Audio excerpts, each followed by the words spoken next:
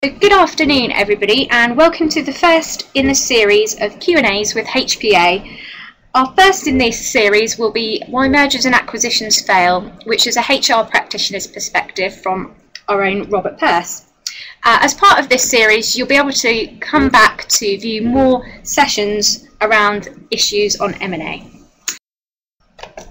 So to get us started, I'd firstly like to introduce you to our article contributor, Robert Peirce.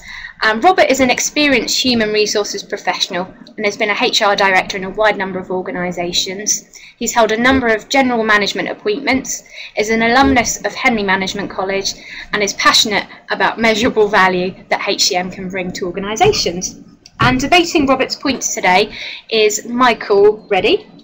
Michael is the founder of Human Potential Accounting and creator of former executive chairman of International EAP ICAS, now AXA ICAS. Dr. Reddy is a chartered clinical and occupational psychologist, an associate fellow of the British Psychological Society and a fellow of the RSA. So to get us started, I'd like to hand you over to Robert Peirce. Okay, in my essay I'll make a number of what I see as key points in the process of mergers and acquisitions, and they provide an indication of, to a degree, of why mergers and acquisitions fail. Firstly, many key executives depart, either voluntarily or otherwise, in the 12 months immediately following completion, which actually only serves to unsettle the remaining staff, creates further difficulty, and these are the very executives who should be retained to make sure that a merger or acquisition actually works, delivers value for the shareholders. Second point is the reality that in the long term an organisation's intangible assets add to an organisation's future worth, and one of the most important business critical intangible assets is an organisation's people. Virtually everything else flows from those people. Thirdly, due diligence, or perhaps I should say undue diligence, is supposed to uncover the truth about the strengths and weaknesses of companies, but very rarely does. Why is that? Well, in my view, it's because the wrong people are doing due diligence. The people that are going to have to make the deal work after completion are rarely, if ever, involved in the due diligence process. And finally, I'd like to pose a question. Why do these mega deals persist? Well, arguably because they're glamorous, they're high profile, they make vast amounts of money for the advisors and intermediaries, and they do no harm to chief executives and chief finance officers' future careers.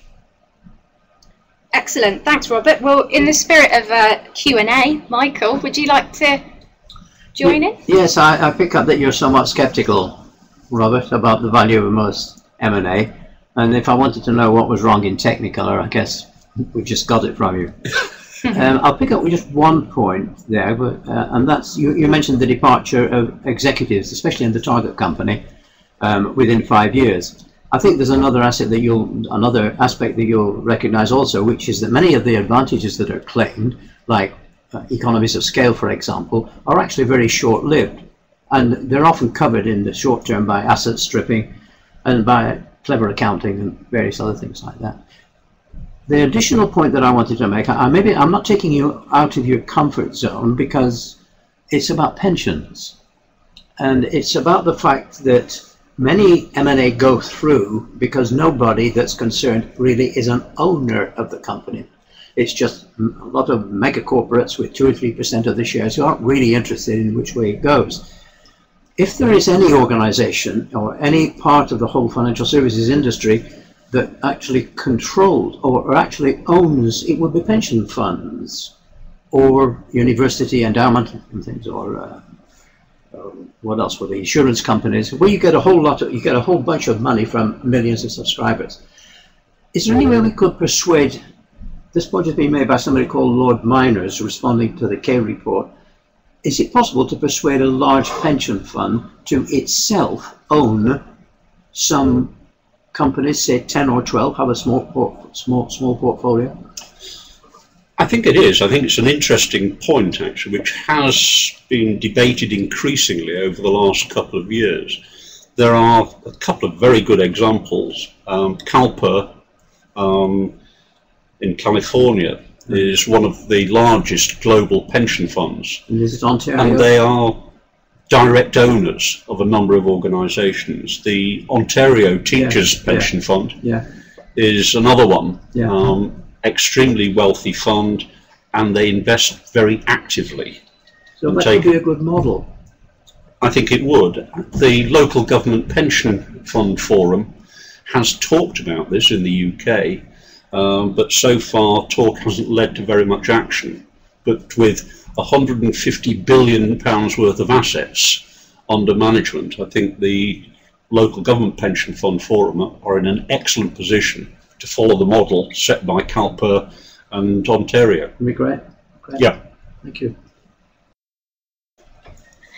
And to move us on, if you'd like to get in touch with us, we're accessible via our website at hpa-group.com. You can also access us via email. But also, as you saw a bit of a highlight of there, why mergers and acquisitions fail, the article, and that's now available on our website as well. So please do keep popping back, as we'll be releasing further articles within the series in the run-up to Christmas 2013.